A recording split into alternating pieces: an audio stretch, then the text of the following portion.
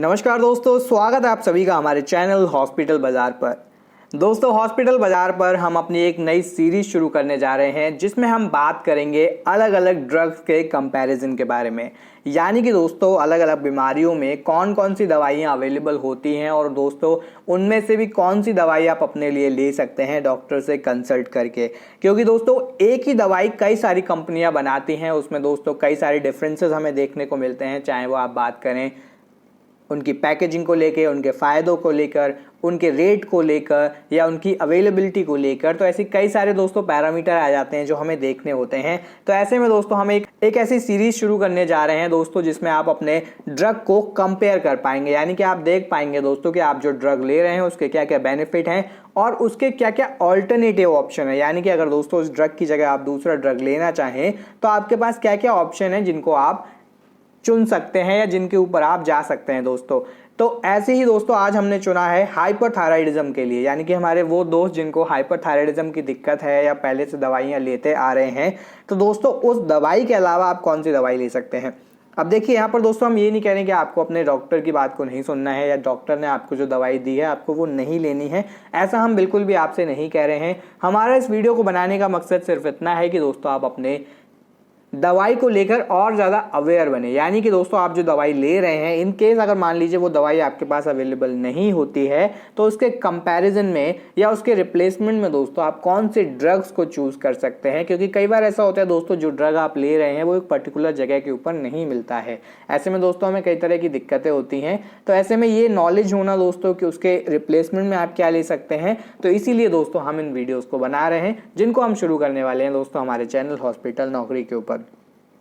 तो दोस्तों ऐसी और भी वीडियोस अगर आप देखना चाहते हैं जिसमें आप जानना चाहते हैं कि अलग अलग बीमारियों में क्या क्या ड्रग्स अवेलेबल होते हैं जो कि लिए जाते हैं, तो दोस्तों आप इस इन्फॉर्मेशन को पाने के लिए हमारे चैनल हॉस्पिटल बाजार को सब्सक्राइब ज़रूर कर सकते हैं। क्योंकि दोस्तों एक सीरीज़ है जो हमने आज से शुरू कर दी है।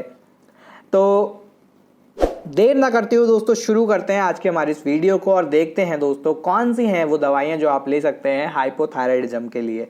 सबसे पहले दोस्तों इसमें हम बता दें, सबसे पहले हम बात करेंगे कंपैरिजन के बारे में। यानी कि कौन सी वो टॉप 5 दवाइयाँ हैं दोस्तों जो आप ले सकते हैं हाइपोथायराइडिज्म के लिए। उसके अलावा दोस्तों हम बात करेंगे उसके यूज़ के बारे में, आपको किस तरह से उस दवाई को लेना है, इन दवाइयों के क्या साइड इफ़ेक्ट आपको देखने को मिल सकते हैं। उसके अलावा अगर आप साइड इफ़ेक्ट देखने को मिलते हैं तो दोस्तों आपको साइड इफ़ेक्ट को कैसे मैनेज करना है, वार्निंग एंड प्रिकॉशन क्या है दोस्तों दवाइयों को लेकर, ड्रग टू ड्रग इंटरेक्शन क्या होता है। उसके अलावा दोस्तों स्टोरेज इंस्ट्रक्शन के बारे में हम बात करेंगे। तो ओवरऑल दोस्तों सारी बात करने वाले हैं आज के इस वीडियो में। तो सबसे पहले चलते हैं दोस्तों हमारे कंपैरिजन की तरफ। दोस्तों आज मैं आपके लिए 5 ऐसी दवाइयाँ लेकर आया हूँ जो कि हाइपरथायराइडिज्म के लिए यूज़ की जाती हैं। दोस्तों आज जो 5 ड्रग मैंने लिए हैं उनमें शामिल है थायरेक्सिनॉल, थायरोनॉम, थायरॉक्स, एल्ट्रोक्सिन और दोस्तों थायरोनिल। अब इन पांचों दवाइयों में क्या क्या डिफरेंसेस हैं दोस्तों, इनकी ओर चलते हैं। तो दोस्तों सबसे पहले अगर आप देखो थायरेक्सिनॉल, तो दोस्तों यहाँ पर जो ड्रग होता है वो होता है थायरोक्सिन। थायरोनॉम में भी दोस्तों जो ड्रग हमें देखने को मिलता है वो थायरेक्सिन सोडियम होता है। थायरॉक्स में भी दोस्तों थायरेक्सिन सोडियम और एल्ट्रोक्सिन में भी थायरोक्सिन सोडियम, थायरोनिल में भी दोस्तों थायरोक्सिन सोडियम होता है। क्यों होता है दोस्तों इसके बारे में आगे बात करेंगे, लेकिन अभी इसके कंपैरिजन की ओर चलते हैं। मैन्युफैक्चरर्स की बात करें दोस्तों, इन दवाइयों को बनाती कौन सी कंपनियां हैं, तो थायरोक्सिनॉल को दोस्तों बनाती है Knoll health care private limited, Thyronorm को बनाती है एविट इंडिया लिमिटेड, थायरॉक्स को बनाती है दोस्तों मैक्लियोड फार्मास्यूटिकल प्राइवेट लिमिटेड, एल्ट्रोक्सिन को दोस्तों बनाती है ग्लैक्सोस्मिथक्लाइन फार्मास्यूटिकल लिमिटेड और दोस्तों थायरोनिल को बनाती है east west pharmaceutical private limited. दोस्तों ये सभी दवाइयाँ टैबलेट फॉर्म में आपको मिल जाती है। प्राइस की बात करें तो थायरोनॉक्सिल का दोस्तों प्राइस आपको मिल जाता है 85 रुपीज़, थायरोनॉम का दोस्तों प्राइस होता है 105 यानी कि 105 रुपये, थायरॉक्स दोस्तों आपको मिल जाता है 116 रुपये, एल्ट्रोक्सिन दोस्तों 82 रुपये और थायरोनिल दोस्तों 9 रुपये 33 पैसे या फिर 10 रुपये के करीब आपको ये मिल जाता है। अब ये रेंज दोस्तों वेरी भी कर सकता है आपकी लोकेलिटी के हिसाब से, आप कहाँ से परचेज कर रहे हैं, ठीक है, क्योंकि वहाँ पर मार्जिन भी आ जाते हैं, टैक्स भी आ जाते हैं।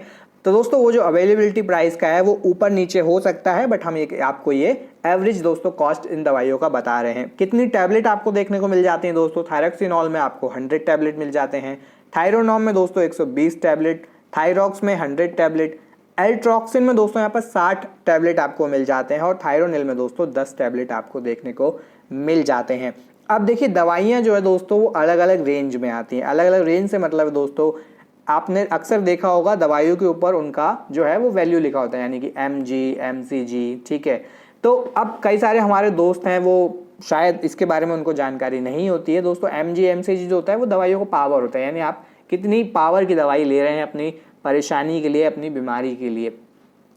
तो अगर हम थायरोक्सिनॉल की बात करें दोस्तों, तो ये सिर्फ और सिर्फ 25 mcg में मिलती है, यानी 25 दोस्तों माइक्रोग्राम में ही ये आपको अवेलेबल मिलती है north health care private limited की ओर से, ठीक है। प्राइस दोस्तों इसका 85 रुपये रहता है, जैसा कि मैंने आपको बताया।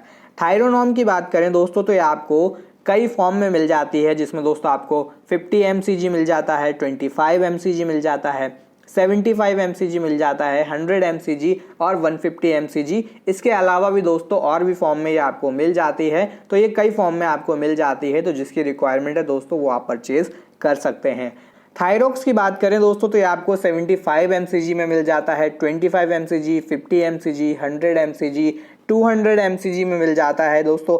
अदर mcg में भी आपको ये मिल जाता है। तो यहाँ पर कई सारी रेंजेस रहती हैं पावर को लेके, तो अलग अलग mcg में दोस्तों आप थायरॉक्स को खरीद सकते हैं।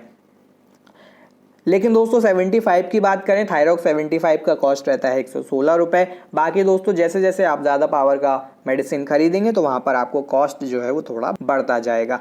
एल्ट्रॉक्सिन की बात करें दोस्तों, तो एल्ट्रॉक्सिन आपको देखने को मिलता है 125 mcg में, 50 mcg में, 88 mcg में, 100 mcg में, 200 mcg में भी दोस्तों देखने को आपको ये मिल जाता है। तो इसकी भी दोस्तों जैसे जैसे आप ज़्यादा रेंज का लोगे वैसा उतना वो कॉस्टली होता चला जाएगा।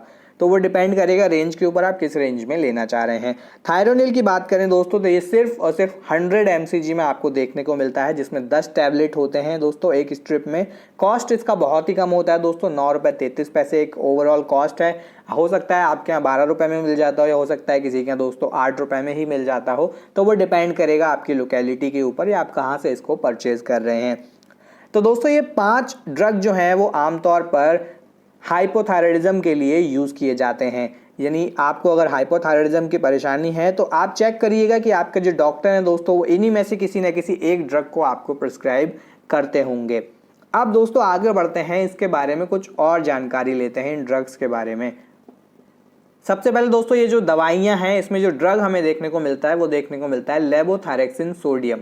दोस्तों ये एक सिंथेटिक थायराइड हार्मोन होता है, यानी कि दोस्तों जब आपकी जो ग्लैंड है वो हार्मोन को उतना प्रोड्यूस नहीं करती है जितने की रिक्वायरमेंट होती है, तो उस हार्मोन को अलग से बनाने के लिए दोस्तों यहाँ पर आपको लेवोथायरेक्सिन सोडियम की ज़रूरत पड़ती है। तो दोस्तों जो हार्मोन मिसिंग होता है आपकी बॉडी में वो उस हार्मोन को कंप्लीट कर देती हैं ये मेडिसिन। अब वो देखिए अलग अलग mcg में आप लोगे तो उतना ज़्यादा वो थायराइड को, यानी कि जो हार्मोन है उसको दोस्तों वो कंप्लीट करेगा। तो वो डिपेंड करेगा, उसके लिए आप अपने डॉक्टर से बात कर सकते हैं कि आपको कितने mcg की रिक्वायरमेंट है या कितने mg की रिक्वायरमेंट है, राइट। अब थायराइड हार्मोन ज़रूरी क्यों होता है दोस्तों, तो आपके ओवरऑल नॉर्मल ग्रोथ और डेवलपमेंट के लिए दोस्तों थायराइड हार्मोन ज़रूरी होता है। अगर थायराइड हार्मोन दोस्तों कम होता है या ज़्यादा होता है तो फिर वहाँ पर डेवलपमेंट और बॉडी की ग्रोथ में कई तरह की परेशानियाँ हमें देखने को मिलती हैं। अगर दोस्तों हार्मोन कम होता है बॉडी में तो यहाँ पर फिर आपका जो प्रोसेस होता है बॉडी का वो हल्का पड़ जाता है, यानी कि जो भी प्रोसेस होगा ओवरऑल प्रोसेस में वहाँ पर कमी देखने को मिलती है और कई सारी परेशानियाँ हमें वहाँ पर होने लगती हैं। हाइपोथायराइडिज्म में क्या होता है दोस्तों, हाइपोथायराइडिज्म एक कंडीशन होता है जहाँ पर जो थायराइड हार्मोन होता है वो उतना प्रॉपरली प्रोड्यूस नहीं होता है जितने की बॉडी को रिक्वायरमेंट होती है, और वहाँ पर फिर दोस्तों कुछ सिम्टम आपको देखने को मिलने लगते हैं, जैसे कि थका थका आप महसूस करते हैं, आपका वजन बढ़ने लगता है, डिप्रेस आप फील करने लगते हैं। तो ऐसे कुछ सिम्टम दोस्तों आपको देखने को मिलते हैं हाइपोथायराइडिज्म की कंडीशन में। अब दोस्तों इस दवाई को जब भी आप लें तो हमेशा डॉक्टर से कंसल्ट करके ही लें। देखिए मेडिसिन कैसा भी हो, भले ही आपको मेडिसिन का कितना भी नॉलेज हो, हमेशा एक बार जो एक्सपर्ट है उससे कंसल्ट ज़रूर करना चाहिए।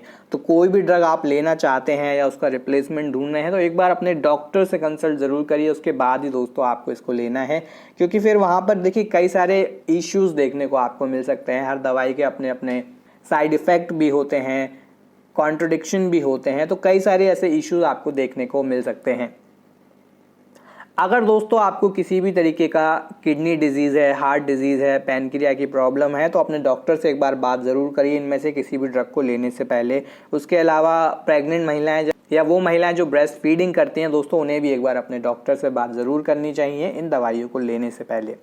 कैसे लेना है दोस्तों आपको इस दवाई को, तो इस दवाई को दोस्तों आपको सीधे गल्प कर लेना, यानी एक ही बार में आपको निगल लेना है, ठीक है। इसको आपको तोड़ना नहीं है, इसको चबाना नहीं है, इसको पीसना नहीं है, सीधे अंदर जैसे आप दवाई लेते हैं कि अंदर रखिए अपने और फिर पानी पी लीजिए, ठीक है। सबसे बेटर तरीका, सबसे सही तरीका इस दवाई को लेने का यही है। बाकी दोस्तों अगर किसी तरीके का प्रॉब्लम है आपको दवाई लेने में या कुछ भी ऐसा इश्यू है तो आप एक बार अपने डॉक्टर से बात कर सकते हैं, फिर अगर जैसा डॉक्टर आपको बताते हैं उस अकॉर्डिंग दोस्तों आप इस दवाई को ले सकते हैं या इन दवाइयों को ले सकते हैं। साइड इफेक्ट क्या क्या हो सकते हैं दोस्तों इन दवाइयों के, तो 2 कैटेगरीज में दोस्तों साइड इफेक्ट आपको देखने को मिल सकते हैं, सीरियस और नॉर्मल। सीरियस दोस्तों कुछ साइड इफेक्ट की बात करें तो सडन वीजीनेस आपको देखने को मिल सकती है, सांस लेने में दिक्कत हो सकती है, ठीक है। आईलिड्स में आपको वहाँ पर स्वेलिंग देखने को मिल सकती है, या चेहरे और लिप पर दोस्तों आपके होठों पर रैशेस देखने को मिल सकते हैं, हो सकता है खुजली वहाँ पर आपको होने लगे, ठीक है। चेहरे में, जीभ में, होठों में, थ्रोट में वहाँ पर थोड़ी स्वेलिंग आपको देखने को मिल सकती है, सांस लेने में दिक्कत हो सकती है, खुजली बहुत ज़्यादा हो सकती है, ठीक है। जॉइंट पेन हो सकता है, या सेंसिटिविटी हो सकती है सूरज से या धूप से, ठीक है। या आपको लगेगा कि आप ठीक महसूस नहीं कर रहे हो, तो ये कुछ आपको इसके साइड इफ़ेक्ट देखने को मिल सकते हैं, ठीक है। इनके आगे दोस्तों हम प्रोटेक्शन के बारे में भी बात करेंगे, साइड इफ़ेक्ट से आप कैसे बच सकते हैं। नॉर्मल साइड इफ़ेक्ट की बात करें दोस्तों, यानी कि कॉमन जो साइड इफ़ेक्ट होते हैं उनमें आपको एंजाइना पेन देखने को मिल सकता है, यानी कि चेस्ट पेन जो होता है आपका, फीवर देखने को मिल सकता है, गर्मी देखने को मिल सकती है, ठीक है। हेयर लॉस देखने को मिल सकता है बच्चों में, बहुत ही हल्का सा हेयर लॉस, ठीक है। पीरियड जो महिलाएं हैं दोस्तों उनके पीरियड में जो टाइम होता है उसमें थोड़ा ऊपर नीचे चेंजेस देखने को मिल सकते हैं। हार्ट बीट में थोड़ा दोस्तों इरेगुलरिटी आपको देखने को मिल सकती है। मसल क्रैम्प या वीकनेस आपको लग सकता है कुछ समय के लिए। हार्ट बीट थोड़ी तेज हो सकती है, ठीक है। डायरिया या वॉमिटिंग की दिक्कत हो सकती है, शिकायत हो सकती है, ठीक है। हो सकता है आपको शेकिंग, थोड़ा आप ट्रेमर होने लगे, आपको शेकिंग होने लगे, या थोड़ी बेचैनी, आपको कुछ कॉमन सिम्टम देखने को मिल सकते हैं। लेकिन इनसे घबराना नहीं है दोस्तों। इनके बचाव के लिए आप क्या कर सकते हैं, तो दोस्तों अगर वॉमिटिंग की दिक्कत हो रही हो तो इस दवाई को आपको खाने के बाद ही खाना है, और सिंपल खाना दोस्तों आपको खाना है, बहुत ज़्यादा स्पाइसी दोस्तों या बहुत ज़्यादा हैवी फूड आपको नहीं लेना है अगर वॉमिटिंग जैसी दिक्कत होती है आपको। तो डायरिया की दिक्कत अगर आपको देखने को मिल रही है तो ज़्यादा से ज़्यादा पानी दोस्तों आपको पीना है, ठीक है। पानी से स्क्वैश करना है, इससे दोस्तों आप डिहाइड्रेशन से बचे रहेंगे। इसके अलावा दोस्तों इस मेडिसिन को अगर आपने लिया है तो कोई और मेडिसिन को आपको नहीं लेना है। अगर आप लेना भी चाहते हैं, मान लीजिए डॉक्टर ने आपको बताया है, तो एक बार उनसे आप कंसल्ट कर लीजिए, उसके बाद दोस्तों अदर मेडिसिन को आप लीजिए अगर डायरिया या वॉमिटिंग जैसी शिकायत आपको हो रही है तो। कुछ वार्निंग और प्रिकॉशन भी हैं दोस्तों इन मेडिसिन को लेके। क्या वार्निंग है दोस्तों, तो दोस्तों ये जो दवाइयाँ हैं ये प्रेग्नेंट विमेन के लिए नहीं है फर्स्ट ऑफ ऑल, ठीक है। इन केस अगर आप लेते हैं या आपको हाइपोथायराइडिज्म की दिक्कत है तो एक बार आप अपने डॉक्टर से बात कर लीजिए जो आपको ट्रीटमेंट प्रोवाइड कर रहे हैं या जिनसे आप चेकअप करा रहे हैं, या जनरली जो भी डॉक्टर होते हैं उनसे आप बात कर सकते हैं। उसके बाद ही दोस्तों इन दवाइयों को लीजिए। इसके अलावा जो ब्रेस्ट फीडिंग मदर्स हैं दोस्तों उनके लिए भी ये दवाइयाँ नहीं हैं, तो एक बार डॉक्टर से बात करिए, उसके बाद ही दोस्तों आप इन दवाइयों को लीजिए। और हमारे वो दोस्तों जो अल्कोहल लेते हैं बहुत ज़्यादा, तो अल्कोहल के समय में या अल्कोहल के साथ में आपको किसी भी दवाई को नहीं लेना चाहिए, फिर ये तो दवाई इसको आप छोड़ दीजिए, ठीक है। तो अल्कोहल के साथ या अल्कोहल के समय में आपको इस दवाई को नहीं लेना है। इसके अलावा हमारे वो दोस्त जिनको किसी भी तरीके की किडनी से परेशानी है तो वो भी डॉक्टर से कंसल्ट करें। लिवर से संबंधित परेशानी हो, आपको एलर्जी होती हो दवाइयों से, तो वहाँ पर आप डॉक्टर से बात कर सकते हैं। हार्ट डिजीज़ हो तो वहाँ पर आप डॉक्टर से बात करके ही इन दवाइयों को लें, उससे पहले आप अपनी मर्जी से दवाइयों को ना लें। इसके अलावा दोस्तों देखिए कई बार ऐसा होता है कि आप मेडिकल स्टोर से 2-3 दवाइयाँ खरीद लेते हैं और उनको एक साथ ले लेते हैं, तो वो कहीं ना कहीं सेफ़ नहीं होता है, क्योंकि ऐसा होता है कई दवाइयाँ जो हैं आपस में जब एक साथ मिलती हैं तो उनके इंट्रैक्शन हमें देखने को मिलते हैं, यानी कि रिएक्शन हमें देखने को मिलता है। आम भाषा में बोलें तो रिएक्शन इसको हम बोलते हैं, दवाइयों का रिएक्शन हो गया। तो किस दवाई के साथ में आपको इन दवाइयों को नहीं लेना है, तो अगर आप डायबिटीज़ की दवाई ले रहे हैं तो इस दवाई को मत लीजिए, ठीक है। उसके अलावा आप एंटीकोगुलेंट ले रहे हैं जैसे कि वॉर्फिन होता है, उसके अलावा दोस्तों आपका डिकोमरोल होता है जो कि दोस्तों आपके खून को पतला करने के लिए यूज़ किया जाता है, उसके साथ में आप मत लीजिए। एम्योडोरोन होता है दोस्तों जो कि आपकी हार्ट डिजीज़ को ठीक करने के लिए यूज़ की जाती है, उसके साथ में आप इन दवाइयों को मत लीजिए। एस्पिरिन के साथ में मत लीजिए। ऐसी दवाइयों के साथ में मत लीजिए जिनमें दोस्तों एस्ट्रोजन बहुत ज़्यादा मात्रा में होता है या जिनमें एस्ट्रोजन का यूज़ होता है। एंटी डिप्रेसेंट के साथ में दोस्तों इन दवाइयों को मत लीजिए।